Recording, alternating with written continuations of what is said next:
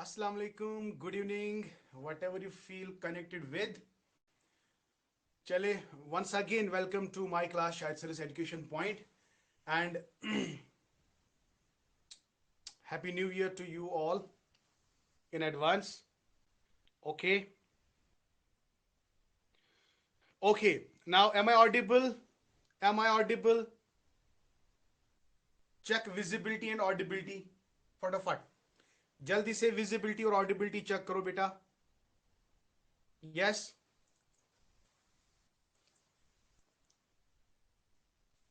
Is everything all right? Yes. Everything okay. Okay, dear. So I'm going to, yes, unlock the chat. चले बेटा.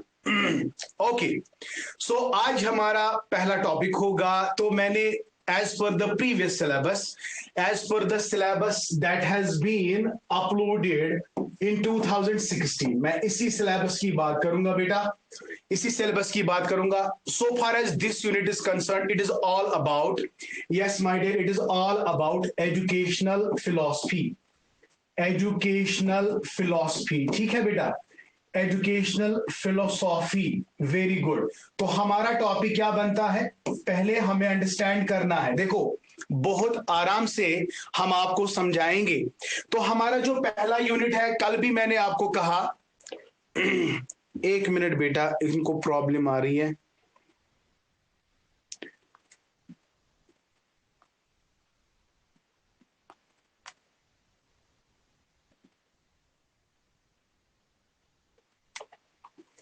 Okay, तो जो हमारा पहला यूनिट है, इट इज एजुकेशनल फिलॉसफी. देखो, मैं स्टार्ट यहां से ही करूंगा. अब देखो, इन दो टर्म्स में आपको बिल्कुल टू द पॉइंट हम आपको समझाने की कोशिश करेंगे. It consists of two words, one is education and another is philosophy. कल भी मैंने आपको कहा था. तो there are two different terms, one is education, another is philosophy. ठीक है बेटा, लेकिन एजुकेशनल फिलॉसफी को पढ़ने से पहले हमें थोड़ा बहुत ये समझना बहुत जरूरी है, why we need to understand philosophical foundations. अगर आपको थोड़ा बहुत कल का टॉपिक समझ आ गया होगा, you can give very nice answer, you can give very nice answer. आप बोलोगे सर कैसे? क्योंकि बेटा, कल मैंने आपको पढ़ाया था कंपोनेंट्स ऑफ एजुकेशन. मैंने कल आपको मैं बिल्कुल टू द पॉइंट आपसे बात कर रहा हूं बेटा. मेरी लेवल जो है बिल्कुल डाउन लेवल है, बेसिक से मैं आपको पढ़ाना चाहता हूं. देखो, यहां पे मैंने कल भी, अगेन आई एम रिपीटिंग, मैंने कल एजुकेशन के कंपोनेंट्स आपको बहुत अच्छे से समझाए. कंपोनेंट्स में मैंने पहला कंपोनेंट रखा था M. Very nice of you. What is first component? Is M. Very nice.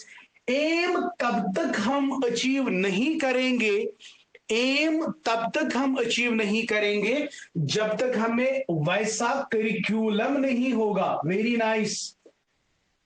और करिकुलम को डिजाइन करने के लिए हमारे पास मेथोडोलॉजीज होनी चाहिए. That is methods of teaching. So nice of you.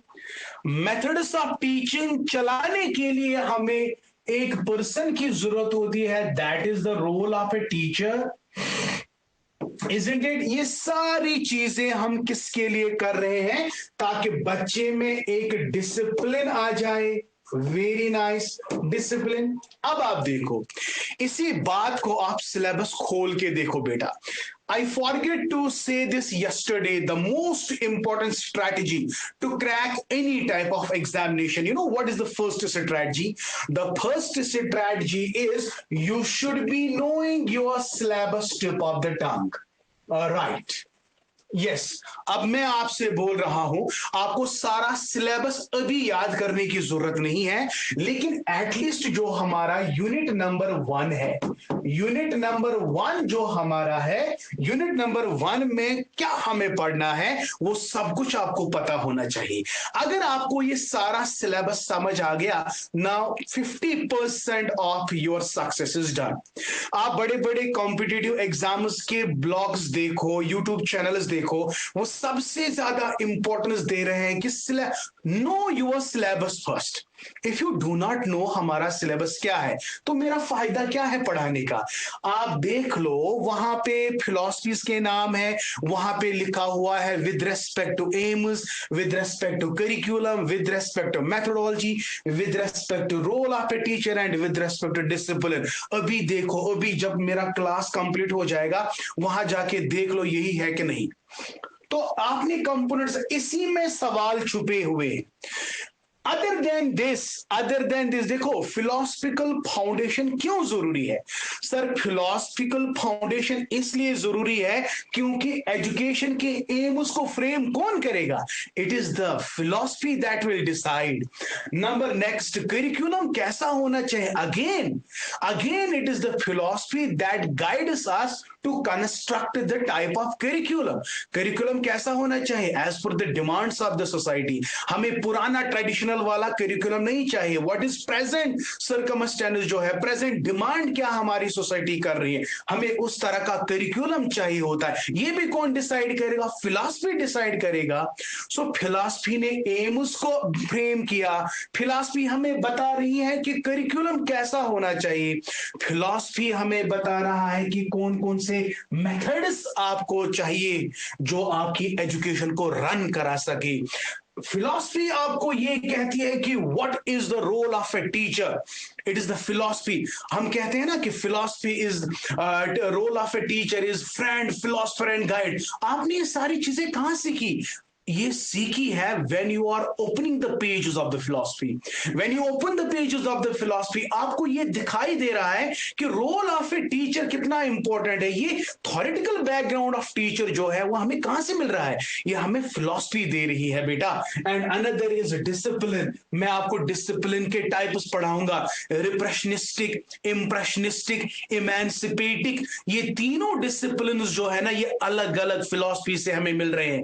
कोई कहता है कि बच्चे को फुल फ्रीडम दो, इमेंसिपेटिक, नेचुरलिस्टिक। कोई कहता है कि discipline is not taught, it is caught, इसको सेल्फ डिसिप्लिन आना चाहिए, दैट इज प्रैग्मेटिक। और कोई कहता है कि नहीं, there must be strict action against the disciple, against the student, so that is impressionistic, ये idealistic का कॉल है। समझ आ गया बेटा? तो इस बात से मुझे समझ आता है, मैं आपको स्लाइड्स पे ले चलता हूं, यही बात मैं रिपीट वहां भी करूंगा, लेकिन यहां पे समझने की बात है बेटा। First try to understand. मेरा आज का टॉपिक क्या है? Why we study philosophical foundations. मेरा टॉपिक क्या है? हमें क्या जरूरत है हम फिलोसफिकल फाउंडेशन पढ़े। उसके बाद जो हमारा नेक्स्ट टारगेट होगा ना, हम आपको लिटरल मीनिंग बताएंगे फिलॉसफी का मतलब क्या है। और फिलॉसफी को समझने के लिए आपको बहुत सारी डिफिनेशंस को पढ़ना है बेटा। Remember, in order to understand, in order to comprehend the nature of the philosophy, we have to rely on important and most prominent philosophers की डिफिनेशन हमें दिमाग में रखनी है। तो दिमाग में रखना पड़ेगा, क्योंकि फिलॉसफी की डिफिनेशन किसने दी है यह आपको खुद से देखना होगा ना। इसमें अंडरस्टैंडिंग वाली बात तो है नहीं। मैं कहूंगा बर्ट्रैंड रसल ने ये कहा, आपको दिमाग में नाम रखना है। मैं कहूंगा प्लेटो की डेफिनेशन ये है, मैं याद नहीं रखूंगा, आपको याद रखना है। मैं कहूंगा कि अरिस्टोटल की डेफिनेशन क्या है, हेंडरसन की डेफिनेशन क्या है। मैं वो डेफिनेशंस आपको बताऊंगा जो examination point of view important है और जिनका फिलॉसफी में बोल वाला है। सारे there are thousands lakhs of philosophers. It doesn't mean आपको लाखों डेफिनेशन याद रखने पड़ेंगे। वो डेफिनेशन जो पिछले एग्जाम्स में मोस्ट फ्रीक्वेंटली ये बता रहे हैं कि इसकी डेफिनेशन, तो वही हम आपके साथ डिस्कस करेंगे। मुझे उम्मीद है कि बेटा आप लोगों को ये वाला पार्ट समझ आ गया कि क्यों जरूरी है फिलॉसफी को पढ़ना, फिलॉसफी क्यों फाउंडेशन है। अगर फिलॉसफी नहीं होती, you can not be in a position to frame the aim for education. हो गया एक पॉइंट। सर, फिलॉसफी हमें बता रही है कि कैसा करिकुलम, ये रिपीट होगा बेटा। तो let me take you directly to the slides. और हाँ, और एक पॉइंट, जो आप बड़े बड़े पॉलिसीज देखते हो एजुकेशन के लिए, वो करो, एजुकेशन के लिए ये करो, मैं सिंपल सी आपको बात बता रहा हूं। अगर मैं आपको बता रहा हूं एसएसए का नाम आपने कभी सुना है, आप बोलोगे यस सर, सर्व शिक्षा अभियान, it is the national primary education. Primary education जो है ना, प्राइमरी एजुकेशन का को यूनिवर्सलाइज करना, उसके लिए स्कीम एसएसए, तो उसके पीछे भी फिलॉसफी का हाथ है। जी हाँ बेटा, पहले थ्योरेटिकल बैकग्राउंड पे काम करना होता है, उसके बाद एजुकेशन उसको प्रैक्टिकल ग्राउंड पे ले जाता है। मैं कहूंगा आपको आपको रमसा के बारे में कुछ पता है? आप बोलोगे यस, इट इज राष्ट्रीय क्या कहते हैं, रमसा राष्ट्रीय माध्यमिक शिक्षा अभियान, it is for secondary education mission. इसी तरह रूसा। तो मेरा कहने का मतलब है फिलॉसफी के पीछे जो बड़े बड़े पॉलिसीज हम बना रहे हैं एजुकेशन के लिए, उसके पीछे भी किसका हाथ है? That is education my dear. समझ आ गया? तो एक तो ये पॉइंट इज, दूसरी policies and many more things are there जो हम आज आपके साथ डिस्कस करने वाले हैं। तो let me take you directly to the slides, और मैं वही बात वहां पे भी रिपीट कर, देखिए बेटा, आराम से देख लीजिएगा।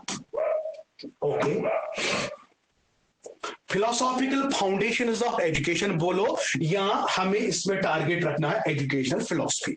कल भी मैंने आपको बताया you have to not study pure philosophy. Pure philosophy में अगर हम फंस गए, हम वहां से वापस नहीं आ सकते हैं, बिकॉज ये समंदर है। इसलिए बेटा हमें यहां पे खाली एजुकेशन का पार्ट यहां पे लेना है। तो चले बेटा, व्हाई वी स्टडी, देखो नंबर फर्स्ट पॉइंट बिल्कुल सिंपल टू द पॉइंट है, ये ऑलरेडी मैं कह चुका हूं। Number first, why question, what is question, why we study philosophical foundations. Number first point is, sir, we study philosophical foundations because philosophy की मदद से purpose of education हमें क्लियर हो जाता है। You got my point. अभी जब हम आफ्टर दिस जब हम आपको बहुत सारी डेफिनेशंस आपको पढ़ाएंगे, आपको रियली लगेगा कि भाई एजुकेशन का मतलब क्या है, फिलोसफिकली आपको ये समझ आता है। तो फिलोसफी हमें मदद करता है कि कौन से एजुकेशन के गोल्स है, ऑब्जेक्टिव्स ऑफ एजुकेशन, वो हमें क्लियर हो जाते हैं when you open the pages of the philosophy. I hope बेटा आपको ये वाला पॉइंट समझ आ गया। इतना ही नहीं, ये हमें इंसाइट्स बिल्ड कराता है कि हमें क्या पढ़ाना है, हमें किनको पढ़ाना है, हमें क्यों पढ़ाना है, व्हाई, व्हेन, वेयर, ये सारे सवालों के जवाब हमें फिलॉसफी दे रही है बेटा। That is why philosophical foundation is very important. तो क्या समझ आ गया बेटा? द फर्स्ट पॉइंट जो आपने समझना है, sir, philosophical foundation is, it clarifies the purpose of education, whether it is the aim of the education, whether it is the curriculum of the education. You can see philosophy helps us in defining the goals and objectives of education. ये इसको आप ना ऐसे नहीं लेना है। मैं guarantee के साथ कहता हूं, +2 का जो 2009 एंड 2016 में पेपर आया था ना, इस वाले लेक्चर में इसका जवाब आपको मिल जाएगा। रिमेंबर दिस, इस वाले लेक्चर में इसका जवाब छुपा हुआ है। ठीक है, जब हम आपको ऑब्जेक्टिव्स पे लाएंगे, एमसीक्यूज देंगे, तो ये इसी में आपका आंसर मिलेगा। ठीक।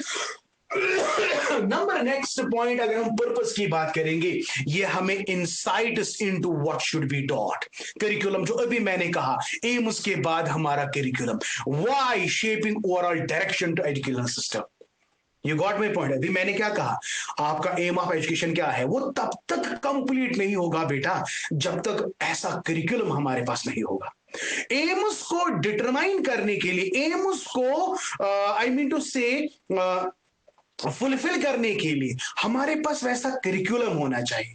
मैं आपको सिंपल एक एग्जांपल दूंगा। सपोज मुझे अनंतनाग से श्रीनगर आना है, ये मेरा एम है। ये मेरा एम तब तक कंप्लीट नहीं होगा जब तक रोड नहीं होगा। तो रोड, करिकुलम, रनवे, करिक्यूरी से लैटिन वर्ड से डिराइव हुआ, इट इज द रनवे। तो करिकुलम मेरे इस गोल को कामयाब करेगा, लेकिन मेरे पास करिकुलम है, लेकिन मैं जाऊंगा कहां से? मेरे पास गाड़ी है, मेरे पास मेथड है, मेरे पास गाड़ी चलाने वाला बंदा है, दैट इज टीचर, एंड तब जाके मैं अपनी डेस्टिनी पे पहुंच सकता हूं। आई होप बेटा आपको समझ आ गया। द फर्स्ट पॉइंट जो आपने यहाँ पे आज समझा, sir we study educational philosophical foundation is because it is the philosophy that clarifies the purpose of education. अगर इतना भी आपको समझ में नहीं आ गया फिर क्या समझ आएगा बेटा? This is very simple, very simple. Okay, second point, it develops a vision for education. Exactly my dear, it enables, जो भी हम एजुकेशनिस्ट्स है, जो भी हम टीचर्स है, जो भी हम एजुकेटर्स है, हाँ, अंडरस्टैंड, देखो दुनिया में there is diverse world views and it develops a clear vision for the kind of society. और getting my point, simple and shortcut, हमारा क्लासरूम जो होता है वो डाइवर्सिफाइड होता है। Always classroom is always heterogeneous.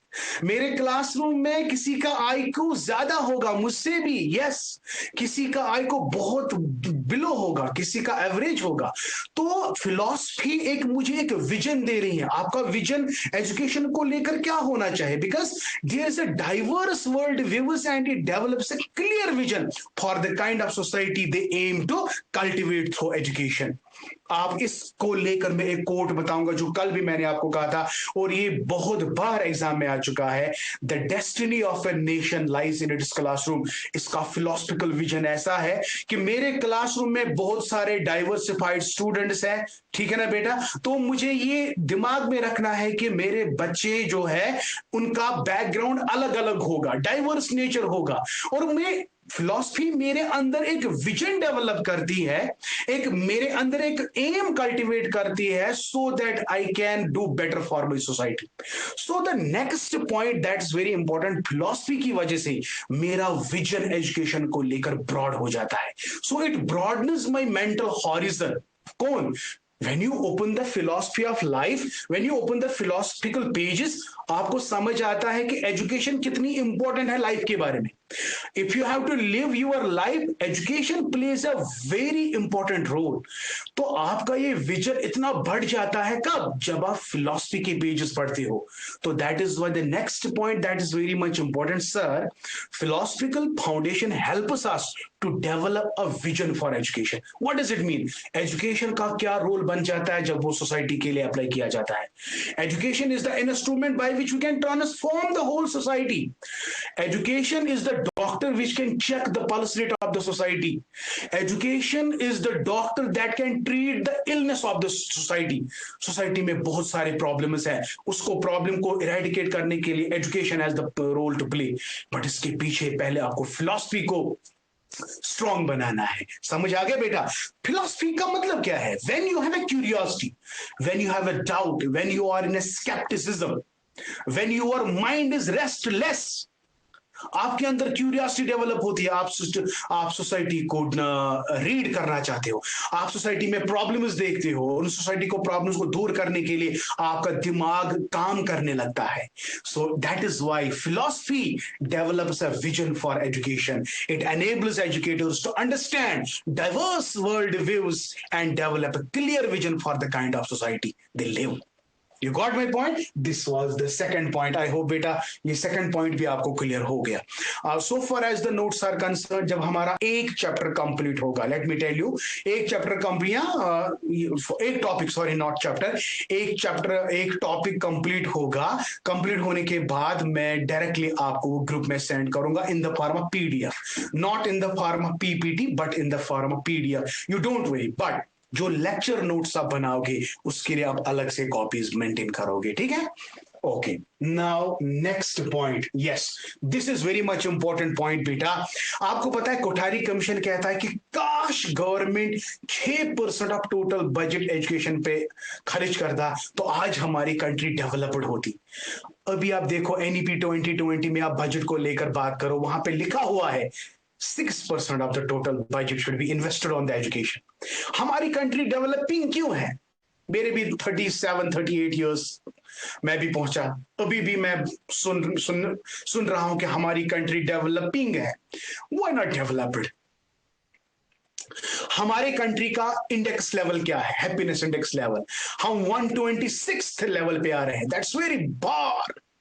और फिनलैंड जैसी कंट्रीज जो है उनका नंबर 1 रैंक क्यों आता है? क्योंकि उनका एजुकेशन सिस्टम स्ट्रांग है, नॉट एजुकेशन, उनकी फिलोसफिकल बैकग्राउंड स्ट्रांग है बेटा, उनके पॉलिसीज, एजुकेशनल पॉलिसीज बढ़िया होते हैं। तो याद रखेंगे फिलोसफिकल प्रिंसिपल्स अगर हम में स्ट्रांग हो गए ना, वो हमारे एजुकेशनल पॉलिसीज को इन्फ्लुएंस करेंगे। समझ आया बेटा? हम आप जितने भी सर्व शिक्षा अभियान, एनसीटीएफ, एनसीईआरटी, जितने भी पॉलिसीज हमारे एजुकेशन सिस्टम के लिए बनते हैं ना, उसके पीछे बड़ी बड़ी फिलॉसफीज का हाथ होता है।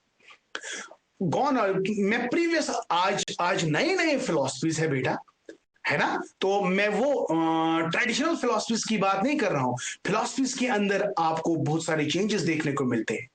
तो मेरा यहां पे पॉइंट ऑफ डिस्कशन क्या है? कल जाके क्वेश्चन ये भी आ सकता है, which of the following is not the function of philosophical foundation in education, या which of the following is not the function of philosophy in education. क्योंकि ये पॉइंट्स बेटा आपको याद रखने हैं। फिलॉसफी हमारे एजुकेशनल पॉलिसीज को गाइड कर सकते हैं। फिलॉसफिकल प्रिंसिपल जो है, फिलॉसफिकल थ्योरीज जो है, फिलॉसफिकल नोशन जो है, ये हमारे पॉलिसीज को फॉर्मुलेट कर सकते हैं, और on the base of what it can give us ethical and cultural and social background. तो यहां पे देखो, philosophical principles influence the formulation of educational policies, ensuring they are grounded in ethical, cultural and social values. Philosophy अगर हम देखेंगे ना literal meaning में, philosophy gives you insight, philosophy gives you knowledge, philosophy gives you wisdom, philosophy gives you the activeness to your mind. एक बार question ये भी आया है कि फिलोसफिकली विजडम का मतलब क्या है? फिलोसफिकली विजडम का मतलब है you are very much serious, you are very much curious to learn, and your mind is active lover of the knowledge. This is very much important point. Active when you love the knowledge, but to love the knowledge it activates your mind. You are the active lover of the knowledge. इसका मतलब है आप में wisdom है। तो philosophy आपकी policies को guide करता है। सर्व शिक्षा अभियान, देखो लेट मी टेल यू, थोड़ा बहुत मैं इंटरवीन करने की कोशिश कर रहा हूं ताकि आपका टॉपिक क्लियर हो जाए। फिलॉसफी जब भी बात होती है वो इथिकल बैकग्राउंड पे काम करती है। एसएसए को इंप्लीमेंट करना है, इंप्लीमेंट करने के लिए आपके पास इथिकल प्रिंसिपल्स होने चाहिए, और ये इथिकल प्रिंसिपल्स आपको कहां से मिलेंगे? फिलॉसफी। क्या इथिकली एजुकेशनल पॉलिसी जो है इनको हम अच्छी तरह से इंप्लीमेंट कर पा रहे हैं कि नहीं कर पा रहे हैं? रिसेंटली हमारे डिपार्टमेंट में एक थीसिस का पे वो काम चल रहा है, सर्व शिक्षा अभियान। तो सर्व शिक्षा अभियान ने तो काम बड़ा किया है, लेकिन जब हम ग्राउंड लेवल पे आ जाते हैं ना, तो वैसा हमें वहां पे दिखाई नहीं दे रहा है। तो कितने फंड्स एलोकेशन आते हैं लेकिन वो राइट पर्सन तक नहीं पहुंचते हैं। आप देखो, मिड डे मील का कॉन्सेप्ट आप लोगों ने सुना होगा। मिड डे मील कॉन्सेप्ट क्यों आया था? In order to attract the students so that they can come to the school and universalization of education. लेकिन मिड डे मील्स इथिकली उन बच्चों तक नहीं पहुंचता था। तो ये जो पॉलिसीज, एजुकेशनल पॉलिसीज थे, लेकिन उनके पीछे जो फिलॉसफीज थे ना, वो राइट टाइम पर फिलॉसफीज नहीं थे, उनको गाइड नहीं मिला। तो यही बात है कि एजुकेशनल फिलॉसफी जो है, फिलॉसफी जो है, ये हमें गाइड करती है एजुकेशनल पॉलिसीज बनाने में। I hope beta this point is very much clear. Okay, so nice. Next point, provides a framework for teaching. Exactly. अभी मैंने क्या बताया? अभी ब्रॉड पर्सपेक्टिव में क्या लिखा था? Aim, curriculum, methodology, teacher, discipline. तो फिलॉसफी एक एजुकेटर को हेल्प करता है ताकि वो अंडरस्टैंड करे nature of knowledge, teaching methodologies and processes. आपको मैं बताऊं कि सोक्रेटिस के जमाने में वो कहता है कि if you have the ability to question, you are a greatest teacher. तो क्वेश्चनिंग में you can find any type of answer when you have the ability to question, ask question. तो क्वेश्चन, डायलॉग, डिस्कशन, ये सब important है। ये कहां से हमें मिल रहा है?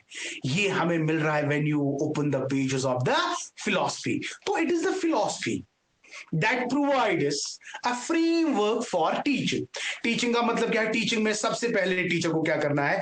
इसको नॉलेज के बारे में पता होना चाहिए। इसको नॉलेज को डिसमिनेट कैसे करना है, नॉलेज को मैं कैसे बच्चे तक ला सकता हूं, that is methodology. I have a bulk content in my mind, but I am not in a position to disseminate among my students. Students कभी भी मुझे अच्छा टीचर नहीं बताएंगे। क्यों? Because I don't have that philosophy by which I can disseminate my knowledge to the students. यानी dissemination of the knowledge का मतलब क्या है? मेरे अंदर जो भी खजाना है इल्म का, क्या वो खजाना, क्या वो इल्म का खजाना, इल्म का रिसोर्स मेरे बच्चों तक पहुंचता है कि नहीं पहुंचता है? तो इसलिए एक फ्रेमवर्क तैयार करता है फिलॉसफी, जिससे वो टीचिंग में उसको मदद करता है। The point is clear. The fourth point, there are basically 10 points in it. The point number 4 tells us philosophy provides a framework for teaching. What is the nature of the knowledge? What is the nature of the teaching? और कौन से methods और learning process है जो वो use करता है when he is inside the classroom. इससे क्या होता है? इसके जितने भी एजुकेशनल ऑब्जेक्टिव्स होते हैं ना माइंड में, उसको क्लियर करने में उसको मदद मिलता है। तो यही बात है कि नंबर 4th पॉइंट जो है, provides a framework for the teaching. Philosophy helps educators understand the nature of knowledge, teaching methods, learning processes, ensuring alignment with educational objectives. आप यकीन नहीं करोगे, ये वाला पार्ट 2016 या मुझे लगता, हाँ 2016 में ये क्वेश्चन आया हुआ है। Philosophy helps educators understand the nature of knowledge, teaching methods and learning processes. ये 2016 में पूछा गया, इसलिए इसको आप मार्क करेंगे, वेरी वेरी इंपॉर्टेंट। जब आपका मॉक टेस्ट होगा तब जाके आपको फायदा मिलेगा। You can click it very quickly. So nice of you. आज के इस लेक्चर में आपको दो टाइप्स का आंसर अच्छी तरह से, दो टाइप मतलब दो क्वेश्चन जो प्रीवियस ईयर क्वेश्चन आए हुए हैं उनका आंसर आपको मिल जाएगा इंशाल्लाह। ठीक है, तो यहां तक मुझे उम्मीद है कि आप लोगों को यहां तक क्लियर हो गया होगा कि व्हाई एक्चुअली। देखो, मेरा एक ट्रेंड है, क्योंकि मैंने आपको कल ही कहा I have certain principles. Before education philosophy हमें पढ़नी है ना, यानी फिलोसफिकल फाउंडेशंस ऑफ एजुकेशन हमें पढ़ना है। पहले आपको एटलीस्ट ये तो यार पता होना चाहिए कि educational foundations of psychological foundations क्यों हम पढ़ते हैं। ऐसा नहीं कि मैं सारा सिलेबस फिलॉसफी का खत्म करूंगा और लास्ट में हमें ये भी पता नहीं होगा कि why we study education philosophical foundation. That is why मेरा जो पहला टॉपिक है मैंने इसी पे भी किया है। ओके, ठीक है, तो चलिए बेटा, I hope this much is clear. Number next is yes, promotes critical thinking. ये बहुत इंपॉर्टेंट पॉइंट है। सच बोलना बेटा, सच बोलना। When you study philosophy of idealism, idealism में आपको वो इंपॉर्टेंट पॉइंट्स मिलते हैं जो आपके रूह को ताजा करते हैं। Am I right? वो कहते हैं ना कि this world is cherishable, this world is destructible, we have to find our self into the eternal world. तो हमें ये जहनदारी करता कि हमारे जहन को ताजा करती है कि नहीं, हमें इस दुनिया में परमानेंटली रहने वाले हम दुनिया में नहीं है, हमें किसी और वर्ल्ड में जाना है। यहाँ प्रैग्मेटिज्म की जब बात करते हैं, आपका आइडिया बेकार है जब तक इसको एक्शन में कन्वर्ट नहीं करेंगे। ये पढ़ते पढ़ते पढ़ते पढ़ते, सच बोलो, आपकी थिंकिंग को ट्रिगर लगता है कि नहीं लगता है? जब आप ऐसी चीजें फिलॉसफी पढ़ते हो ना, फिलॉसफी को पढ़ना चाहिए बेटा। You must open the pages of the philosophy, you must read thinkers. Karl Marx आपको पढ़ना होगा, बर्ट्रैंड रसल आपको पढ़ना होगा, दुर्खेम आपको पढ़ना होगा, ऑगस्ट कॉम्ट जैसी ग्रेट पर्सनैलिटीज। जब आप पढ़ते हो ना इनको, तो अंदर से एक एहसास हमें मिलता है कि भाई ये कितने इंपॉर्टेंट है, इनका कितना कंट्रीब्यूशन है, where we are. So when you are engaging with these philosophical questions, it really yes, it really trigger your critical thinking. आप मजबूर हो, आपकी थिंकिंग शार्प होती है बेटा। जब आप बुक नहीं पढ़ोगे, किसी के बारे में नहीं पढ़ोगे, आप बिल्कुल सोओगे, खाओगे, पियोगे, सोओगे, नहीं पढ़ोगे, आपका दिमाग कैसे क्रिटिकली डेवलप होगा? आप मुझे बताएं। तो engage, when you engage yourself with the philosophical thought. भाई कार्ल मार्क्स को नहीं पढ़ा तो किसको पढ़ा? कार्ल मार्क्स आप पढ़ो, वो कितना इंपॉर्टेंस बता रहा है एजुकेशन एज अ टूल। वो किस तरह से लोगों को कॉन्सेंटाइज करता है कि आपके पास वो हथियार है, you have to raise your voice against to whom, जो भी आपको एक्सप्लॉइट किया कर रहे हैं। उसका ड्रीम था कि सोसाइटी को क्लास लेस बनाए, हालांकि ये मतलब मुमकिन नहीं है, बट उसका ड्रीम था कि हमारी सोसाइटी में कोई बड़ा या कोई छोटा नहीं है, we are all equal, we are all equal. आप इसको देखो, इसने proletariat class and bourgeois class, capitalists और जो बाकी एक्सप्लॉइटर्स, गरीब लोग, उनको किस तरह से उनको इग्नाइट किया था उनके माइंड्स को। तो when you really, by Allah, when you go through, when you engage yourself with philosophical thought, it will definitely trigger, it will definitely encourage your critical thinking. Not only critical thinking, your purpose, your process, your outcome, everything. So what is the fifth point? Engaging with philosophical questions encourages educators and students to think critically about the purpose, about the process, and about the outcomes of education. At least when you read the philosophy, आपको पता चलता है कि what is my purpose of my life? मैं इस दुनिया में क्यों हूं, मेरा रोल टू प्ले क्या है। हर किसी का रोल एक्टर का होता है, वो अपना रोल निभाता है और इस दुनिया से चला जाता है। When you open the philosophy, आपको पता चलता है कि हु एम आई। आपको सेल्फ की रियलाइजेशन मिलती है कि मैं क्या हूं, मेरा काम क्या है और मुझे कहां जाना है। आपको एक डायरेक्शन मिलती है और आपकी थिंकिंग जो है ना वो खड़ी हो जाती है, अदरवाइज वो सोई हुई होती है। But when you open the pages, definitely, for example अगर आप किसी की रिलीजियस बुक देखोगे, Upanishad, Vedas, Quran, when you read the Quran, when you read the Vedas, when you read the Upanishad, when you read the Bhagavad Gita, हाँ, when you read the Bible, तो आपके अंदर ये एहसास डेवलप होता है कि what is the purpose of the life, for what we are here. So this is promotes critical thinking nutshell में, ठीक है। Okay, another point, I hope बेटा you are active listeners, you are active listeners. आप में से मुझे नहीं लगता कि किसी को खाने की पड़ी है, भाई मुझे भूख लगी तो मुझे खाना खाना है, नहीं, एटलीस्ट आप वैसे बच्चे तो नहीं हो। इसलिए आई होप बेटा you are very much actively you are listening to your Shahid sir, right. तो चलिए बेटा, number next is supports value based education. हाँ, फिलॉसफी का काम ही है इथिकल प्रिंसिपल्स पे काम करना। आपको मैं, जब हम स्कोप ऑफ फिलॉसफी पढ़ाएंगे, स्कोप ऑफ फिलॉसफी में आपका एक डायमेंशन है एक्शियोलॉजी। एक्शियोलॉजी में we give answers to the philosophical questions that are related with values, सत्यम शिवम सुंदरम, ट्रूथनेस, ब्यूटी एंड गुडनेस जैसी चीजें हम डिस्कस करते हैं। तो याद रखेंगे, वैल्यू बेस्ड एजुकेशन को सपोर्ट कौन करेगा? Again it is the philosophy, है ना। आपके अंदर एम्पैथी, आपके अंदर जस्टिस एंड रेस्पॉन्सिबिलिटी का कॉन्सेप्ट आपको कौन देता है? When you open the pages of the philosophy.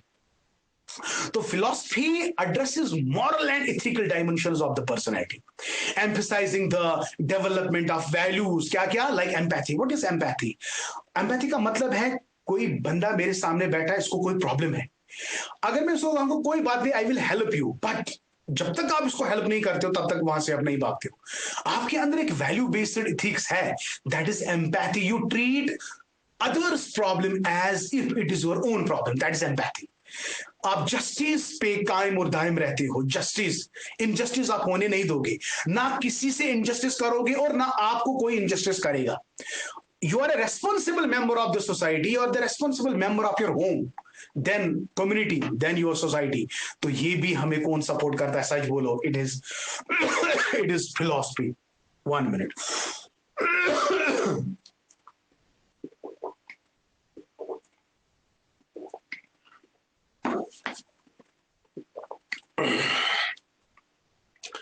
Okay। We are very much close। Yes, explores the nature of learners। By the point is very simple and it is self-explanatory। Philosophy helps us in understanding the psychological and social nature of learners, allowing educators to address their needs effectively। जब मैं बेटा आपको different philosophies पढ़ाऊंगा ना बेटा। Different philosophies में एक philosophy है नेचुरलिज्म, एक फिलॉसफी है आइडियलिज्म, प्रैग्मेटिज्म एटसेट्रा। सम फिलॉसफीज है और based on psychological principles. Like अगर हम प्रैग्मेटिज्म की बात करेंगे, वो प्रैग्मेटिज्म या नेचुरलिज्म की बात करेंगे, वो साइकोलॉजिकल प्रिंसिपल्स को काफी ज्यादा मानते हैं। तो वो what is the nature of the learner, एक स्टूडेंट कैसे लर्न करेगा, फिलॉसफी इसको एक्सप्लोर कर देता है। तो philosophy helps in understanding the learner needs, whether it is psychological, whether it is biological, whether it is sociological nature of the learner। तो इससे क्या होगा, when you know your learner, then and only then you are the best educator। Recall my verse yesterday's, a best teacher is he who put his head into the shoe of a child। ये भी philosophical principle से based है। तो philosophy tries to explore the nature of the learner। With the help of philosophy, we can understand the psychological and biological and sociological needs of the learner, allowing them to educators to address their needs effectively। So point number 7 is also clear। देखो, है ना? Yes, another, adapt to social change। Yes, social change, when you study philosophy, educators can critically analyze what is good and what is bad for us। Social change का मतलब क्या है, decent with modification. आप में से कोई ऐसा बच्चा है जो बोलेगा कि टेक्नोलॉजी चेंज जो है वो हमारी सोसाइटी में नहीं आनी चाहिए? नहीं, कोई भी बंदा अगर ऐसे सोचेगा उसको कहेंगे क्या आपको क्या हो गया। It is the need of the everyone among us should be techno based, technology based. We should know the techniques, we should know the technology. Social change को अडेप्ट करना है, उसके लिए आपको फिलोसफिकली साउंड होना है। Yes, you have to be pragmatism, believe in the social change. याद रखना है, जब मैं प्रैग्मेटिज्म कल पढ़ाऊंगा ना, scientific temper, do learning by doing, they believe in the social change, right. तो फिलोसफी की मदद से हम सोशल चेंज को अडेप्ट करेंगे, मगर कौन सी social change? The social change that is desirable, not undesirable। desirable undesirable को जज करने के लिए आपके पास माइंड है ना, तो माइंड जो है it is again the part of the philosophy. So by studying philosophy, educators can critically analyze and adapt to the evolving needs of the society, ensuring education remains relevant and transformative। Besides हमें negative changes को accept नहीं करना है, नहीं नहीं, हमें positive changes को accept करना है। तो फिलॉसफी हमें मदद देती है to adapt as social change, क्योंकि कल मैं आपको प्रैग्मेटिक फिलॉसफी पढ़ाऊंगा, उसमें वो बिल्कुल अच्छी तरह से बता रहा है कि pragmatistic philosophy they believe in the social change and that change which brings desirability among the society. I hope बेटा my lecture is not boring at all. Okay okay, yes, मैं लास्ट में आपका फीडबैक लूंगा। Very very, हाँ, just 2 minute, two things left. Number next is bridges theory and practice. भाई बात इसको तो कहना ही क्या है, नो डाउट मैं आपको कल पढ़ाऊंगा एजुकेशन एंड फिलॉसफी। आपको पता है philosophy provides the theoretical background and it is the education that is the practical ground. तो practice and theory, you know, तो philosophy connects theoretical ideas with practical applications, making education meaningful and effective. अच्छा, एक ही point में इसमें अब एक example में add करूंगा। मैं कहता हूं कि teacher must be philosopher friend and guide, ये थ्योरी है। लेकिन जब टीचर क्लासरूम में आता है ना, अगर वो प्रैक्टिकली फ्रेंड बनता है, अगर प्रैक्टिकली वो नॉलेजेबल है, अगर वो प्रैक्टिकली आपको अप्रोच करता है, आपके साथ खेलता है, आपके साथ चीजों को शेयर करता है, तो आपको समझ में आता है कि teacher is a friend also. और आपको वो हर एक चीज में गाइड करता है, ये करो, ऐसा करो, वैसा करो, आपको फैसिलिटेट कराता है। तो that is a practical part. हमने सुना था फिलोसफर है, लेकिन आज हमने देखा वाकई टीचर फिलोसफर है। हमने सुना था कि टीचर मस्ट बी फ्रेंड, लेकिन जब वो टीचर हमारे क्लास में आ गया, he acts like a friend. Yes, so आप कहोगे प्रैग्मेटिक फिलॉसफी बिल्कुल बढ़िया है। प्रैग्मेटिक फिलॉसफी हमें कहते हैं he should be a friend, he should be guide and he should be philosopher. लेकिन जब वो क्लास में आता है, बिल्कुल तीनों चीजें इसमें शामिल होती हैं। तो it bridges the theory and the practice. Clear? Yes sir, very much clear. आगे बढ़ो। Yes, now the last point, encourages reflective practices, right. Reflective practice क्या मतलब है? It inspires educators to reflect on their own practices, beliefs, assumptions, fostering continuous improvement. So the last one that's very much important, जो भी मैं philosophy में समझा, जो भी मैंने फिलॉसफी पढ़ते पढ़ते समझा, वो मेरे बिहेवियर से झलकना चाहिए। हाँ, मैं जितने भी प्रैक्टिसेस करूंगा, जितने भी बिलीफ्स है मेरे, जितने भी assumptions है, वो एक कंटिन्यूअस इंप्रूवमेंट की तरह होनी चाहिए। So it is the philosophy that actually encourages reflective practices. So my dear, this was today's lecture. उम्मीद करता हूं कि ये 10 के 10 पॉइंट्स आपको समझ आ गए। वल्लाही आप बिलीव नहीं करोगे, इसमें 2 क्वेश्चंस प्रीवियस ईयर में आ चुके हैं, वो हम बाद में आपके साथ डिस्कस करेंगे। फिलहाल के लिए आई नीड योर फीडबैक कि आज का लेक्चर आप लोगों को कैसा लगा। तो चलिए, मुझे आपका जवाब चाहिए।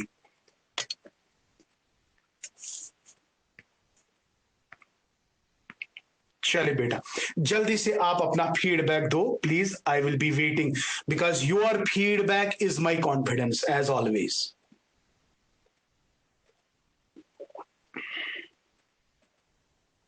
Thank you.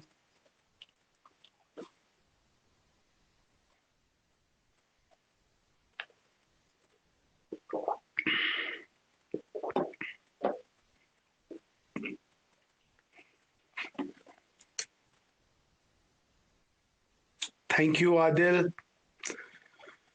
Wonderful. You and me. Thank you, dear. Okay.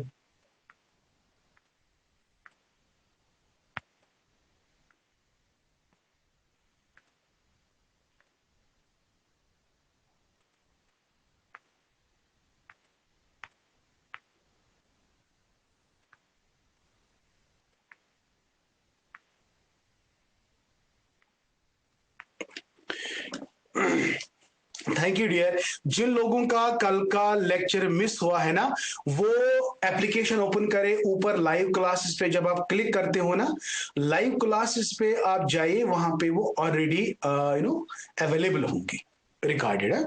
Yes.